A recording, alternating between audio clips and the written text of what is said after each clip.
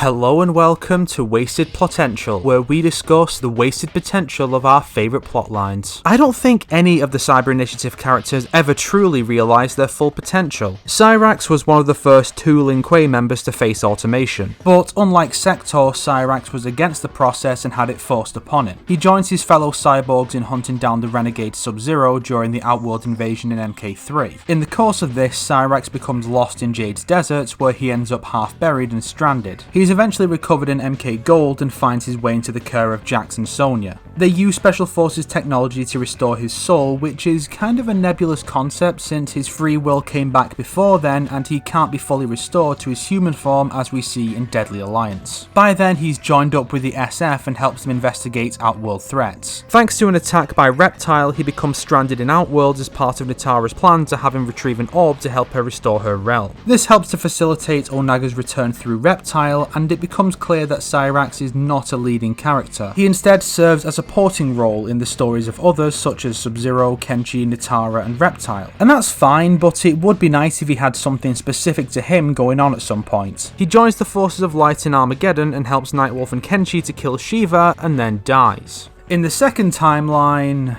oh my. In MK 2011, Cyrax is on Shang Tsung's island during MK1. A brief chat with Raiden prompts him to abandon the Lin Kuei, only to end up captured and converted off screen anyway, making his entire chapter completely pointless aside from being a way to remove Johnny Cage from the tournament. He then helps Sector to capture Sub-Zero. Putting aside this one victory, he loses every single fight he has after conversion, which kinda paints the Cyber Initiative as an objective failure after his 4 straight wins as a human, which includes the Shokan Shiva. The MKX comic sees Cyrax being freed from his reprogramming by Sub-Zero when he raids the Cyber Factory. He helps to take down Sector and gains control of the other cyborgs before he sacrifices himself to blow up the facility and give the Lin Kuei a fresh start under Sub-Zero. Utter waste of a character.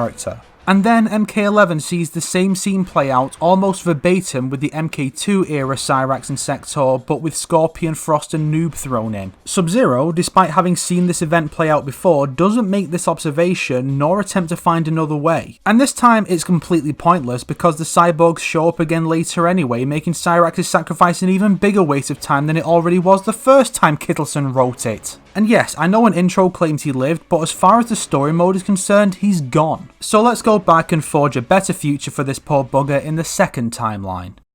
Before we get into the real changes, let's discuss a few smaller ones from the original timeline first. First, Cyrax's opposition to the Cyber Initiative is mirrored by Smoke, which I think is a little dull. Having two characters with the exact same stance, especially when the two never interact, so there are no interesting connections made between the two. I envision a redo where Cyrax is actually all for the idea of cyberization under the false impression that it's optional. He utilises technology such as bombs and net launchers after all, so you can see how the idea of some augments to make their storage and use easier would appeal to him. Maybe he thinks he's just getting a mechanical housing unit for some nanites that can craft his tools for him, only to find himself fully converted and brainwashed to help do the same to his comrades such as Smoke or Sub-Zero. Second, I would have had it mentioned that Cyrax helped Sub-Zero track down Sector so he could dethrone him, possibly even going along with him and taking the other forcefully converted back to the Special Forces to free them as he was. In the canon, he just kinda forgets all about the rest of the Cyber Initiative after he joins the SF aside from his Armageddon ending. In Armageddon, his CO, Sonya Blade, is tracking Sector's Tekkunin, leading her into conflict with Taven in Arctica. Wouldn't this scene have made a hell of a lot more sense with Cyrax as well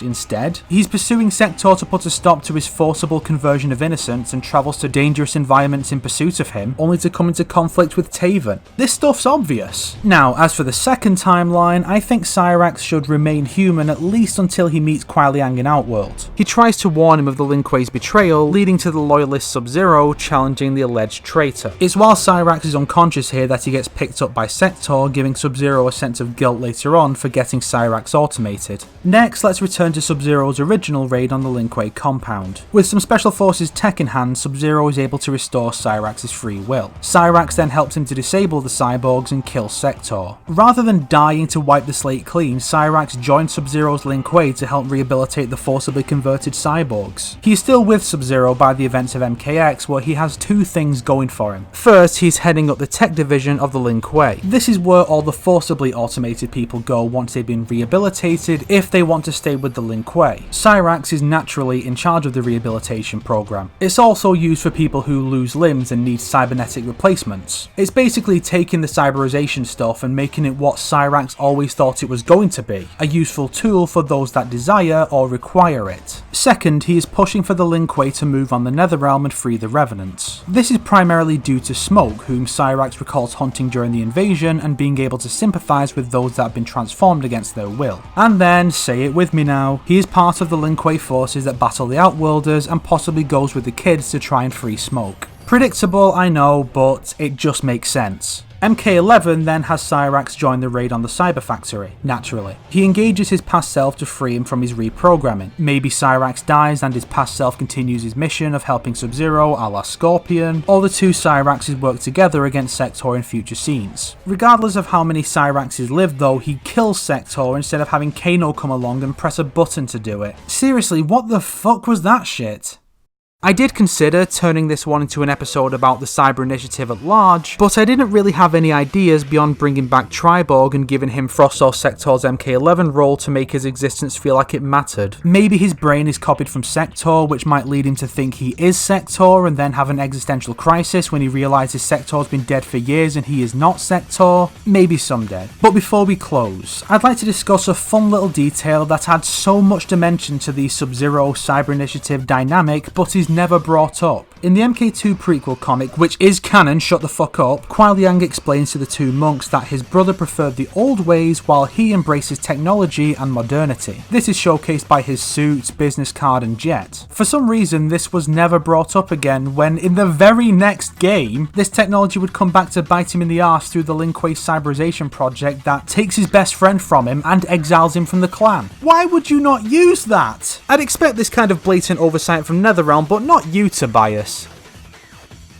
If you liked this video, why not subscribe and support me on Patreon like these fine people here? If not, then make sure to share it with your enemies so they can suffer along with you. Today's recommended video is The Full Story of Cyrax by Gaming Bolt. The dude's got a nice professional sound to his delivery and presents in-depth, if occasionally erroneous accounts of various MK characters' histories throughout the series.